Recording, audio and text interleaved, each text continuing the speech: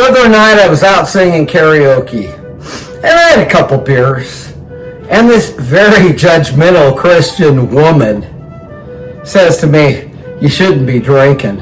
My boys, why, one of them has been off alcohol for 4 years, and the other one, he's in prison for his second term of a 20-year sentence.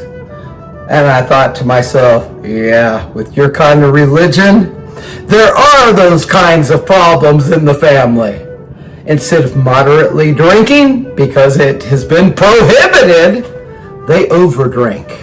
And then, because they have no discipline, they do crimes and they go to prison because they've never been taught proper ethics or proper morals. Instead, they're taught a religion of doing, works righteousness. And it comes out of scare tactics and meanness. And so she then says to me, well, it's all about a personal relationship with Jesus. And I said, oh, really? Now, what does a personal relationship mean? Because I've never, sat down and had a drink with Jesus.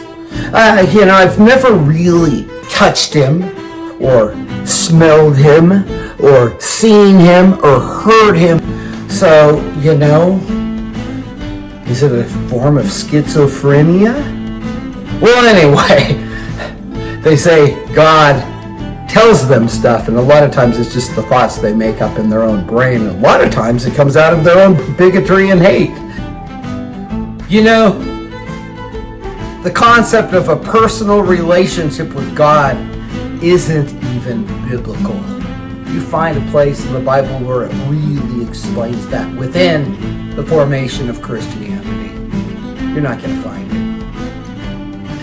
Well, I was thinking about this, and so I said to her, well, is it a sexual relationship?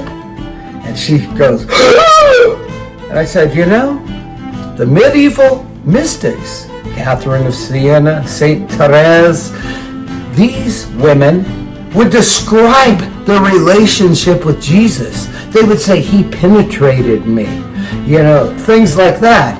They would describe an orgasm that was going on in their prayer life with Jesus.